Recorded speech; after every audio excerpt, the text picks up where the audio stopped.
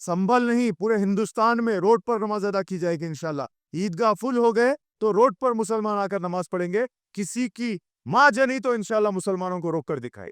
Road पर नमाज पढ़ने नहीं देंगे, रोड पर नमाज पढ़ेंगे तो हम केसेस बुक करेंगे, हम जेलों में डालेंगे। ये धमकियां दूसरों को दे लेना, मुसलमान ये धमकियों से डरने वाला नहीं है। इंशाअल्लाह बड़ी तादाद में ईद की नमाज अदा की जाएगी। टकले को दिन ब दिन मुसलमानों से प्रॉब्लम होती है, मुसलमानों से तकलीफ होती है। अभी ये टकला एक नया फितना लेकर आया है कि रोड पर ईद के दिन कोई मुसलमान नमाज अदा नहीं करेगा। लेकिन ये टकले के शहर में रोड पर गुंडाइज्म चलता है, रोड पर जैसो लड़ाई झगड़े चलते हैं, रोड पर के साथ गलत काम किया जाता है, रोड पर होली मनाई जाती है, रोड पर ना जाने कैसे कैसे काम होते हैं, रोड पर जैसे मुसलमानों को नाजायज नाम पूछकर मारा जाता है। लेकिन ये टकले को रोड पे नमाज अदा करने पर बहुत तकलीफ हो रही है, इसको पेट में दर्द हो रहा। इतनी तकलीफ क्यों है रे भाई तेरे को मुसलमानों से, समझ में नहीं आता। ये हिंदुस्तान में जितना हक तेरा है उतना हक मेरा भी है। दोस्तों, राजनीति और तुष्टीकरण की आड़ में कुछ लोगों को ऐसे गलतफहमी हो गई कि वो देश के कानून से भी ऊपर है। उन्हें लगता है कि वो कैमरे के सामने खड़े होकर भड़काऊ बयान देंगे, खुलेआम धमकियां देंगे और देश का बहुसंख्यक समाज या प्रशासन चुपचाप तमाशा देखता रहेगा।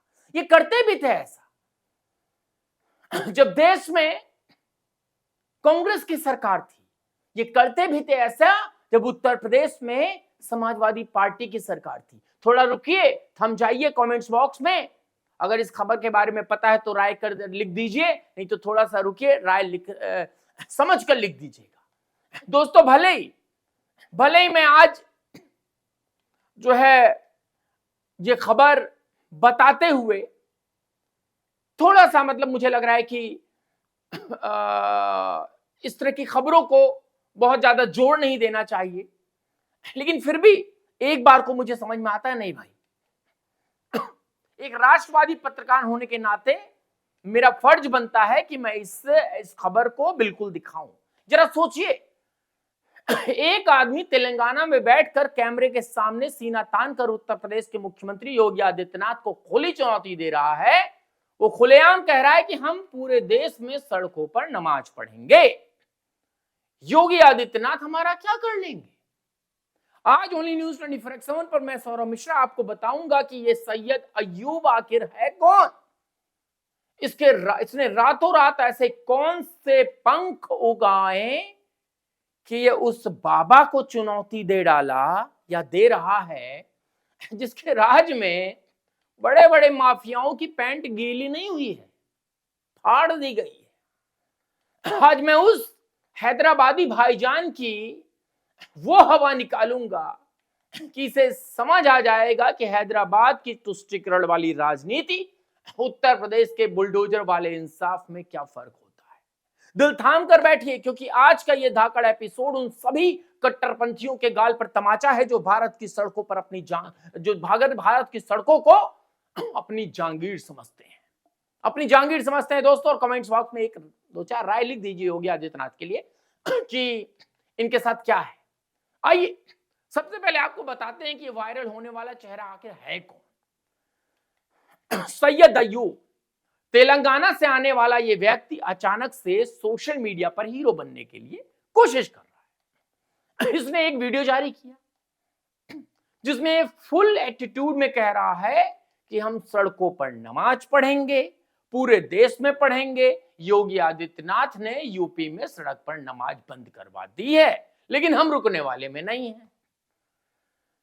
मतलब उत्तर प्रदेश का कोई मुल्ला मौलाना गलती से भी इस बात को सोचने में भी डरता है कि वो आकर कह दे हम सड़क पर नमाज पढ़ेंगे, और ये हजारों किलोमीटर दूर बैठा व्यक्ति, कई हजार किलोमीटर, मतलब कई हजार नहीं कि सैकड़ों किलोमीटर दूर बैठा, माफ कीजिएगा, व्यक्ति वहां पर आपका वहां से बैठकर कहता है कि उत्तर प्रदेश में सड़क पर नमाज होगी।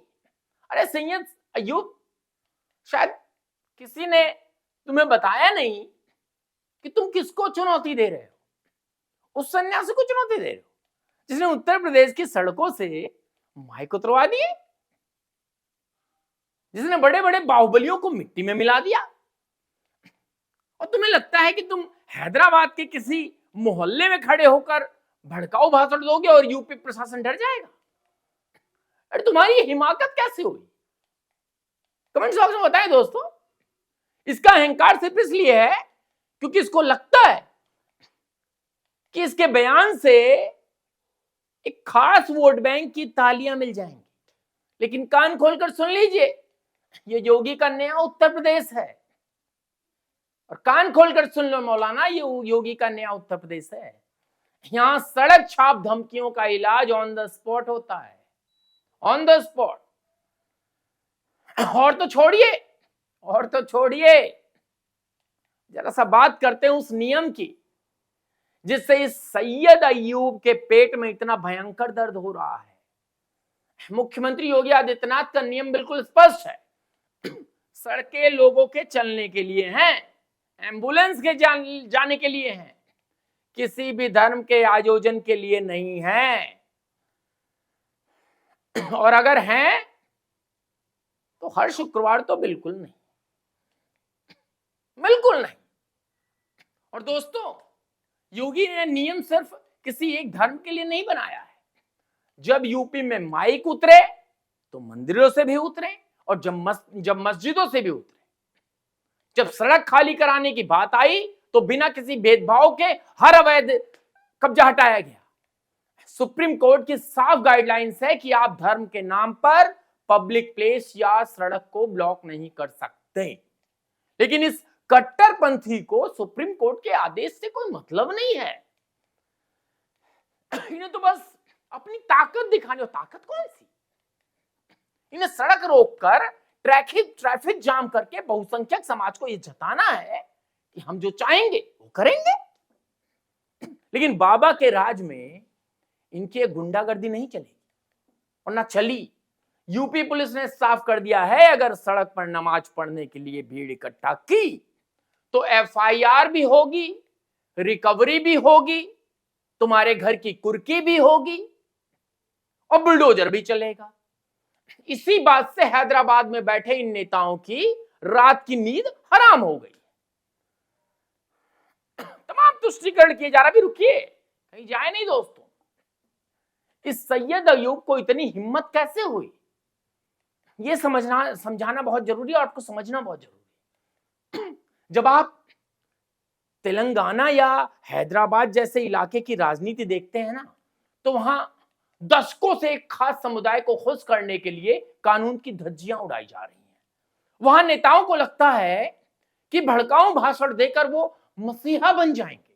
और हमारे यहां न्यायिक सिस्टम ने भी 15 मिनट में पुलिस हटाने वाले को क्लीन चिट दे दी है। लेकिन सैयद अय्यूब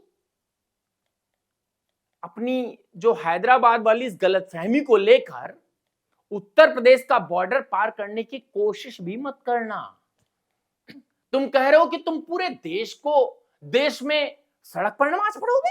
अरे एक बार, सिर्फ एक बार यूपी की किसी भी सड़क पर, किसी भी चौराहे पर बिना परमिशन के ये काम करके दिखाओ, यूपी पुलिस तुम्हारा वो भौकाल शांत करेगी कि तुम्हें समझ आ जाएगा कि कानून का डंडा कैसे चलता है। कानून का डंडा कैसे चलता है,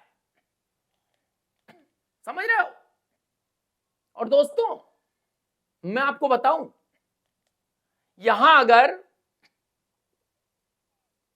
कोई भी उस मौलाना के कहने पर इस्लामिक व्हाट्सएप ग्रुप पर आई हुई वीडियो में कानून तोड़ा, तो भाई आपकी संपत्ति पर बाबा का बुलडोजर गरजने में 24 घंटे का वक्त भी नहीं लगेगा। तुम्हारी सारी हीरोपंती थाने की जमीन पर बैठकर ठंडी हो जाएगी। और ये मैं कोई डायलॉग नहीं बोल रहा हूं दोस्तों, ये कानून व्यवस्था पे को फॉलो करने के लिए सही भी है। आज ये देश देख रहा है कि कैसे कुछ लोग जानबूझकर देश का माहौल खराब करने की कोशिश कर रहे हैं। ये वही इकोसिस्टम है जो दोस्तों, जो टीवी डिबेट्स में तो संविधान और सेक्युलरिज्म की दुहाई देता है। सेक्युलरिज्म क्या होता है? क्या होता है सेक्युलरिज्म? सेकुलरिज्म होता है, ये बीमार है मानसिक तौर पे लोग। लेकिन जब सुप्रीम कोर्ट के नियमों का पालन करने की बात आती है तो ये खुलेआम धमकियों पर धमकियां देते नजर आते हैं। सड़क जाम करना तुम्हारा कोई संवैधानिक अधिकार नहीं है, ये सिर्फ तुम्हारी हठ धर्मिता है। और योगी आदित्यनाथ की सरकार ने तुम्हें इसी हठ धर्मिता का पक्का इलाज किया, तुम्हारी इस हठ धर्मिता का। और आज यूपी का आम नागरिक, चाहे वो हिंदू हो मुसलमान हो, इस बात से खुश है कि उसे सड़क पर जाम का सामना नहीं करना पड़ता। और नहीं खुश है भी कोई फर्क नहीं पड़ता, कोई फर्क नहीं पड़ता, खुश रहो या ना खुश रहो, नियम फॉलो करना पड़ेगा। You have to follow the rule. लेकिन हैदराबाद में बैठे सियासी गिद्धों को यूपी की शांति हजम नहीं हो रही है, हजम नहीं हो रही है दोस्तों। और सुनिए दोस्तों, सैयद जो ये क्या नाम है इसका, सैयद अयूब जैसे लोगों का यह बयान सिर्फ पब्लिक सिटी स्टंट है। इन्हें पता है यूपी में इनकी दाल नहीं गलेगी और ना गलने वाली है, इसलिए दूर बैठकर सिर्फ कैमरे पर भौंक रहे हैं। लेकिन योगी के राज में इन्हें इनकी असली औकात दिखा दी है इनको, कि देश अब संविधान और कानून से चलेगा, किसी की धमकियों से नहीं। आपको क्या लगता है दोस्तों, क्या मुख्यमंत्री योगी आदित्यनाथ का सड़क पर नमाज या कोई भी धार्मिक आयोजन न होने का फैसला 100% सही है? क्या ऐसे भड़काऊ बयान देने वाले सैयद अयूब जैसे लोगों पर तुरंत रासुका यानी एनएसए के तहत कार्रवाई नहीं होनी चाहिए क्या? अपनी बेबाक राय कमेंट्स बॉक्स में योगी का बुलडोजर मॉडल लिखेंगे, लिख दीजिए, कुछ भी अपने मन से लिखे। दोस्तों आपसे अनुरोध है कि आप इस वीडियो को अधिक से अधिक शेयर करें, इतना शेयर करें, इतना वायरल करें कि ये धाकड़ एक्शन हैदराबाद के उस कमरे तक पहुंच जाए जहां बैठकर ये आदमी धमकियां दे रहा था। बने रहे, बहुत बहुत धन्यवाद।